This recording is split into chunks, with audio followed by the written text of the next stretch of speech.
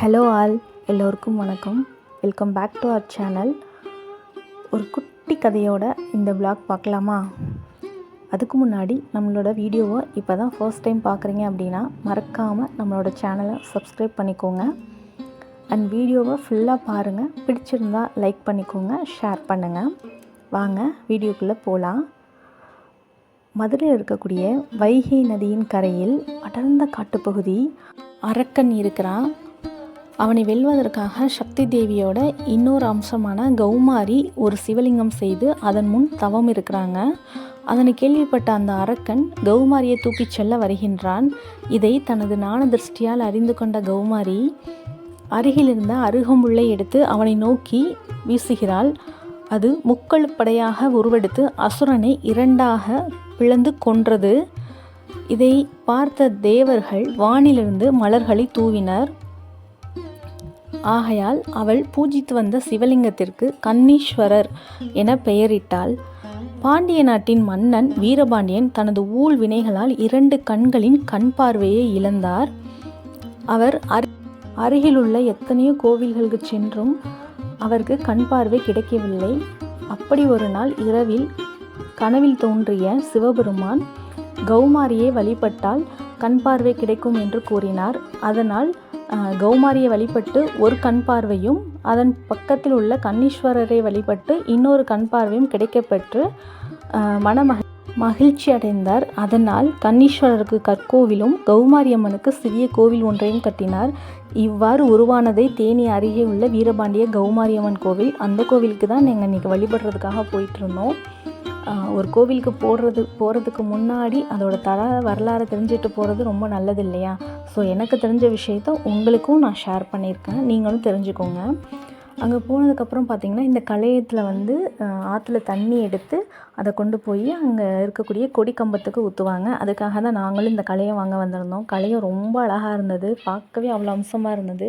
அது ஒரு குட்டி கலையம் மட்டும் ஒன்று வாங்கிட்டு அப்படியே போயிட்டே இருந்தோம். ஆற்றுக்கு போயிட்டு இருந்தோம். நாங்கள் பெரிய ஆற்றுக்கு போகலை, அதுக்கு முன்னாடியே சின்னதாக ஒரு ஆறு இருக்குது. ஸோ அங்கேயே வாங்கிட்டு மறிக்கொழுந்தும் வேப்பிலையும் வாங்கிட்டு இருந்தோம். அங்கேருந்து வாங்கிட்டு அப்படியே ஆற்றுக்கு நடந்து போயிட்டுருந்தோம்.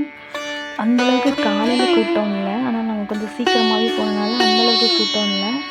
சரின்ட்டு அப்படியே அங்கே போய் சின்ன ஆற்றுலேயே போயிட்டு செப்பல்லாம் ரிமூவ் பண்ணிவிட்டு தண்ணி எடுக்க ஆரம்பிச்சிட்டோம். அந்த கலையத்தில் அப்படியே ஃபுல்லாக சூரிய பகவானை கும்பிட்டுட்டு அம்மனை கும்பிட்டுட்டு அதுக்கப்புறமா அந்த கலையம் ஃபுல்லாக தண்ணி ஃபில் பண்ணி அதை சுற்றி மறிக்கொழுந்து மாலை மாதிரி கட்டி உள்ள வேப்பிலையும் நம்ம வீட்டிலேருந்து கொண்டு போன மல்லிகைப்பூவும் வச்சு கொண்டு போவோம். அதுதான் வழக்கம், அப்படி தான் எல்லோரும் பண்ணுவாங்க.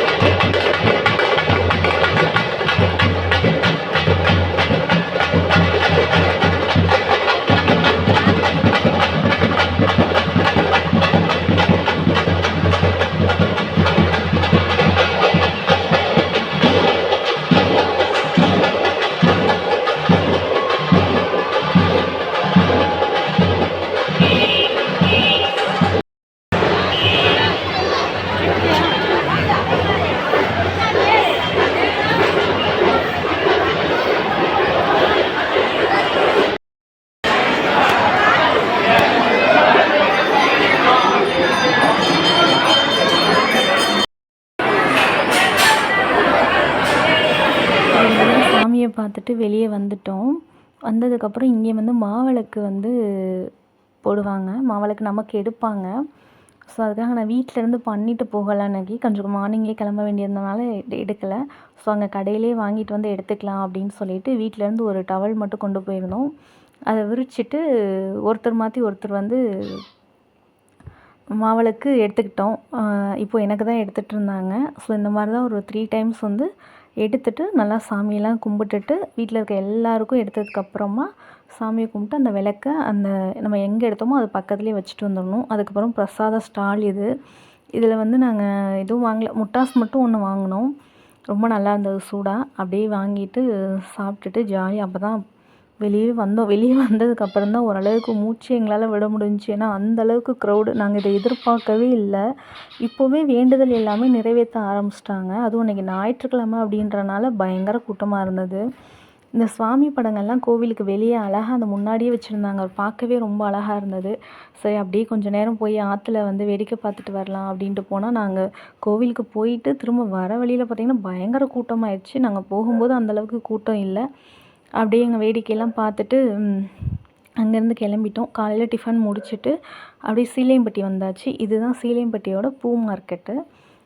இங்கே தான் வந்து பூவெல்லாம் வந்து கொஞ்சம் கம்மியாக கிடைக்கும். நம்ம ரெகுலராக கம்பத்தில் வாங்குறத விட இங்கே கொஞ்சம் குறைவாக தான் இருக்கும் விலை. வாங்கிட்டு அப்படி சின்னமனூர் இருக்கக்கூடிய பென்னிக்குக் நர்சரி கார்டன் தான் வந்தோம்.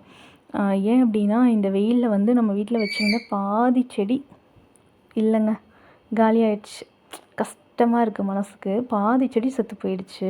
நாங்கள் எவ்வளவோ அது 1க்கு 2 தடவை தண்ணி ஊற்றினாலும் கூட கஷ்டமாக தான் இருக்குது. அவங்களால முடியலை. ஏன்னா ஹீட்டுக்கு வெத்தலை கொடி, துளசி, ரோஸ், ஜம்மங்கி நிறைய செடி வந்து சுத்தமாக கருகிடுச்சு. அது வந்து மனசு கஷ்டமாக இருந்தது. ஸோ நான் சொல்லிகிட்டே இருந்தேன் வாங்கணும் அப்படின்ட்டு. சரி அன்றைக்கி வாங்கிட்டு வந்துடலாம் அப்படின்ட்டு. இங்கே பாருங்களேன், சின்ன கண்டாக தான் இருக்குது. பட் வந்து இந்த நார்த்தங்காயாக இருக்கட்டும், அந்த பழமாக இருக்கட்டும், அதுக்கப்புறம் மாங்கண்டு குட்டி தான். அதுலேயே வந்து காயெல்லாம் நிறைய தொங்குச்சு.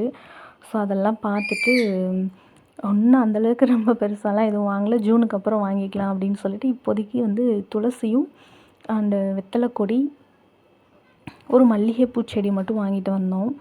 அப்படி வாங்கிட்டு வர வழியில் பார்த்திங்கன்னா வெள்ளரிக்காய், மாங்காய், அப்புறம் வந்து இந்த கொடுக்காப்புளி இதெல்லாம் விற்றுட்ருந்தாங்க. ஸோ அதையும் வாங்கிட்டு வந்துடலாம் அப்படின்னு சொல்லிட்டு நிப்பாட்டி அதை தான் வாங்கிட்டுருந்தோம்.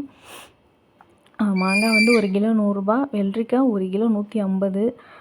கொடிக்காய் வந்து நாங்கள் கேட்கவே இல்லை இந்த விலையை பார்த்துட்டு.